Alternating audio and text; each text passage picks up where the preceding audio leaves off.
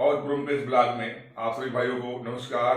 आप सभी का हार्दिक स्वागत एवं अभिनंदन। भाइयों, आप मुझे पूरा विश्वास है कि आप लोग जहां भी होंगे सुखी होंगे, स्वस्थ होंगे और पॉजिटिव एनर्जी से भरपूर होंगे। भाइयों, आज भरपूरा हम सब आपके समक्ष उपस्थित हैं एक विषय लेकर के कि आज के समय में दुख का सबसे बड़ा कारण क्या है। भाइयों, आज वर्तमान समय में अगर आप देखेंगे, जहां तक हम लोग देख रहे हैं, आज समाज में हर व्यक्ति कहीं ना कहीं किसी न किसी तरीके से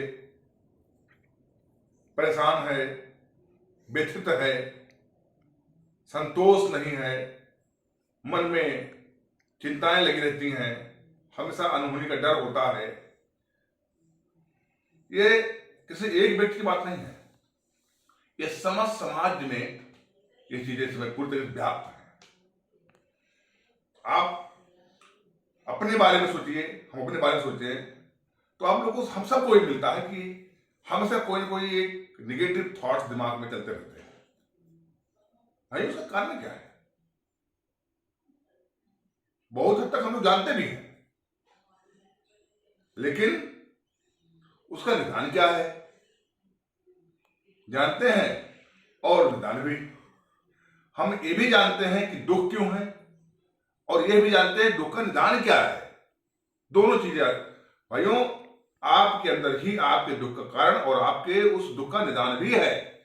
लेकिन क्योंकि हम एक्चुअल वास्तव में यह है कि जो निदान है, जो हमारी आत्मा हमको समय समय पर बताती है कि यह चीजें हैं, यह परिस्थितियां हैं, उस पर हम ध्यान नहीं देते। भाइयों, मैं बता दूं कि अगर मैं अपनी बात करूं तो कई बार हमारे सामने ऐसी घटनाएं घटित हुई जो हमको पता था कि ऐसे ही होगा, लेकिन और ऐसे होगा, मुझे पता था कि अगर मैं ये काम करूंगा तो ये कार्य हो जाएगा, लेकिन हमने वो कार्य को ना करते हुए यह हमको पता था कि ऐसी घटना घटेगी, वो घटना घटित हो गई।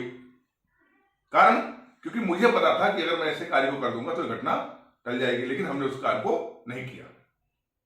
सेम जो हमारे युवा वर्ग हैं, जो हमारे छात्र हैं, वो सब लोग, क्योंकि अभी बोर्ड की परीक्षा आ रही है, अगर हमारे युवा, हमारे छात्र मेरा वीडियो देखें तो आप सब लोग इस बात को एहसास कीजिए, जानिए कि आप जब भी परीक्षा देते हैं तो आपको ये पता होता है कि आज का समय, और क्योंकि आज परीक्षा आपने देखे फरवरी मार्च में, आज ये वीडियो आपका नवंबर पड़ रहा है, फरवरी मार्च में आपको परीक्षा है। आज आपको ये पता होगा, सिर्फ आप अपना एनालिसिस कीजिए, आपको पता होगा कि मेरा कोर्स कितना कंप्लीट है। वो हर व्यक्ति, जो व्यक्ति किसी मुद्दे को लेकर काम कर रहा है, उस व्यक्ति को पता होता है कि उस व्यक्ति के उस चीज के बारे में हमको कितनी जानकारी है और मैं कितनी मेहनत से काम कर रहा हूं और मुझे कितना काम करना चाहिए। लेकिन मुझे कितना काम करना चाहिए ऐसे बहुत कम लोग कर पाते हैं। यही होता है दुख का कारण, कि हमें जानते हुए भी कि मुझे परीक्षा में इतनी पढ़ाई करनी है तब मैं इतना नंबर ला पाऊंगा, और मैं उतनी पढ़ाई नहीं करता हूं, फिर मेरा नंबर अंत में नहीं आता है, मेरा परसेंटेज उतना नहीं आता है, तो दुख का कारण हमारे ऊपर, वो हमारे अंदर दुख का व्याप्त हो जाता है। यानी हमको ये पता है कि हमारे दुख का कारण क्या है और दुख का निदान क्या है, लेकिन हम निदान की तरफ ना ध्यान देते हुए सिर्फ जो है अपने आलस्य को, काम ना करना पड़े, जिम्मेदारी ना लेना पड़े, आगे ना आना पड़े, उसको ना करते हुए हम अपने दुख को बनाए रखते हैं। इस संबंध में हमारे अपने कुछ वक्तव्य रखेंगे। आज अवधपुरम के इस ब्लॉक में दुख का कारण की चर्चा तिवारी जी के द्वारा की गई। दुख का कारण और निवारण। दुख शब्द आया कहाँ से? समाज में जो संगठित व्यक्ति होते हैं वही समाज के भलाई का काम कर सकते हैं, और जो कुछ ऐसे भी व्यक्ति होते हैं कि स्वयं के दुख है परंतु दूसरे के सुखों से जलनवश अपना दुख पैदा कर लेते हैं। ऐसे समाज में ऐसे व्यक्ति का कभी विकास नहीं हो सकता, न समाज की भलाई कर सकता, न अपने स्वयं घर की भलाई कर सकता है।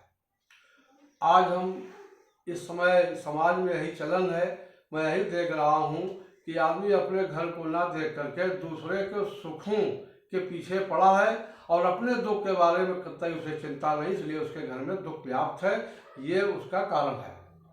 निवारण है कि हम अपने घर को, समाज में अपने घर को संगठित करें, अच्छे विचार पैदा करें, अच्छा वातावरण पैदा करें, और जब हमारा घर संगठित होगा वही व्यक्ति समाज को संगठित करके समाज का विकास कर सकता है और समाज को बहुत अधिक ऊंचाई में पहुंचा सकता है। प्रेम, भाईचारा, किसी के प्रति ईर्ष्या, नफरत नहीं होगी और समाज को अच्छे रास्ते में ले जाएगा। इसलिए जो है संगठित समाज ही समाज का विकास कर सकता है और जब वो करेगा तो उसे स्वयं सुख प्राप्त होगा, दुख उसे महसूस नहीं होगा। भले उसके घर में कुछ परेशानियां होंगी, बाकी उसे सुख की अनुभूति मिलेगी। आज ज़्यादातर लोग दूसरों के सुखों से जलन रखते हैं और अपने दुखों का निवारण नहीं कर पाते कि हमारे घर में क्या कारण है जो हम दुखी हैं। इसलिए समाज आप पीछे जा रहा है, समाज का विकास नहीं हो पा रहा है। इसलिए हमें सबको संगठित होकर के समाज के विकास का कार्य करना चाहिए। शायद तिवारी जी अवधपुरम वेलफेयर सोसाइटी के अध्यक्ष हैं। तिवारी जी समाज का भलाई का कार्य करते हैं, चाहे जिस रूप में वो करें, चाहे सूक्ष्म हो, चाहे जो दिखाई देता हो या न दिखाई देता हो, जो ये महसूस करते हैं। इसलिए समाज का विकास की बात करते हैं तो इनको सुख की अनुभूति प्राप्त होती है, अनुभूति प्राप्त होती है सुख की, और दुख कभी थोड़े देर के लिए महसूस होता होगा अपने निजी कारणों के कारण। बाकी तिवारी जी का कार्य जो है, चैनल का यही उद्देश्य है कि हम यूट्यूब में जाकर समाज को बताएं कि दुख का कारण और निवारण क्या है। नमस्कार भाइयों, जैसा आपने जी ने बताया, एक्चुअल में वास्तव में यह यूट्यूब जो बनाया गया अवधपुरम परिवार, यह अवधपुरम परिवार से आप लोग बताया, अवधपुरम परिवार लखनऊ में दसौली कुर्सी रोड पे इंटीग्रल यूनिवर्सिटी के पीछे स्थित है। दसौली एक गांव का नाम है, वहां पे स्थित है अवधपुरम परिवार, अवधपुरम कॉलोनी का नाम है। भाइयों, एक्चुअल में वास्तव में यूट्यूब चलाने का और ये हमारा ये रखने का सिर्फ एक ही मकसद है कि हमारे विचार आप तक पहुंचे।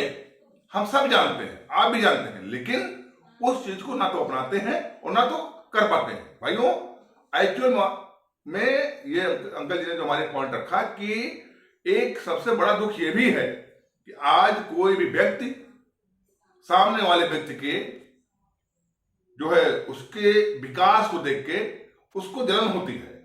ये एक बहुत प्रमुख कारण है। अगर कोई बच्चा, किसी का बच्चा IAS टॉप कर गया, MBBS बन गया या कुछ अच्छे नंबर से पास हो गया, तो होता क्या है कि अच्छा इनका बच्चा कैसे हो गया, और अपना बच्चा अगर नहीं नंबर लेके आया तो देखिए, आप अगर विचार करेंगे कि मेरा बच्चा इतना नंबर लेके क्यों नहीं आया, उसका क्या कारण है, तो आपको ज्यादा सुख मिलेगा और आपके दुख का निवारण होगा। लेकिन हम अपने दुखों के काट को ना खोज के, अपने दुखों पे काम ना करके, हम दूसरों के सुख के बारे में ज्यादा द्वेष रखते हैं, इसलिए हमारे मन में और दुख आता रहता है। भाइयों, अगर आप सोचेंगे कि हमारा दुख कैसे कटे या हमारा इस समय जो भी समस्याएं हैं वो कैसे दूर हो, तो उसके लिए आपको सबसे पहले अपना विचार करना होगा और उस पर काम करना होगा। भाइयों, यह जान लीजिए, हमेशा मानव की यह सोच होनी चाहिए कि समाज में हर व्यक्ति पल्लवित हो, हर व्यक्ति फले फूले, हर व्यक्ति के यहाँ जो है सारी सुविधाएं हों, हर व्यक्ति जो है मानवता और प्रेम से भरा रहे, उत्प्रोत रहे। भाइयों, अगर आपके बगल वाले के यहाँ, आपके बगल पड़ोसी के यहाँ, आपके भाई के यहाँ अगर उनके पास में सारी सुख सुविधाएं हैं, ईश्वर ने उनको संपन्न किया है, तो वो आपके समय, कठिन समय में वो जरूर स्थित खड़े होंगे। क्योंकि जब प्रकृति, जब समाज पूरी तरीके से मानवता, प्रेम, भाईचारा, त्याग और समर्पण से लबालब होगा, तो आपको वही मिलेगा। मैं बार बार इस बात को कहता हूं कि जो हम बोएंगे वही हम पाएंगे। तो इसलिए यह जान लीजिए कि हम सब के दुखों का कारण कोई और नहीं, हम स्वयं हैं। आप भी जान लीजिए कि आप और हम जहां पे भी हैं, मैं बहुत लोगों को देखता हूं कि अगर कहीं पे वो रह रहे हैं या किसी संस्था में काम कर रहे हैं या कोई कार्य कर रहे हैं, उनको थोड़ी समस्या हुई, वो तुरंत चेंज कर दिए, वहां चले गए। किसी को समस्या हुई, वो क्या किए कि वो घर छोड़ के दूसरे चले गए, उस स्थान को छोड़ के दूसरे। भाइयों, आपका स्थान छोड़ने से आपका दुख पीछा छोड़ने वाला नहीं है। आपके अपनी सोच में अंतर लाना होगा। अपनी सोच को परिवर्तित करना होगा, अपने कर्म को परिवर्तित करना होगा, तब जाकर के आपके दुख कम होंगे और आपके दिन अच्छे जो है होते चले जाएंगे। क्योंकि जीवन में कितनी भी कठिनाई क्यों ना हो, अगर आप निरंतर प्रयास करते रहेंगे तो आपको एक मंजिल निश्चित ही मिलेगी। इस भाइयों, एक कहा गया है कि कदम चूम लेती है दौड़ करके मंजिल, और मुसाफिर अगर अपना रास्ता ना हारे। एक कहावत है कि आप अगर निरंतर चलते रहेंगे तो आपको अपना रास्ता निश्चित ही मिल जाएगा, अपनी मंजिल निश्चित ही मिल जाएगी। रास्ते आपके पास नहीं आएंगे, आपको रास्ते पे चलना होगा मंजिल पाने के लिए। इसलिए हम सब इस बात को जानते हैं और मानते हैं। इसलिए आप सभी से ये मेरी निवेदन है, मेरा जो प्रार्थना, करबद्ध प्रार्थना है, जो युवा है वो देख रहे हैं, जो हमारे भाई हैं देख रहे, जो भी मेरा वीडियो देखे, आप सब जान लीजिए आपके दुखों का कारण कोई और नहीं, हमारे दुखों का कारण कोई और नहीं, हम स्वयं हैं।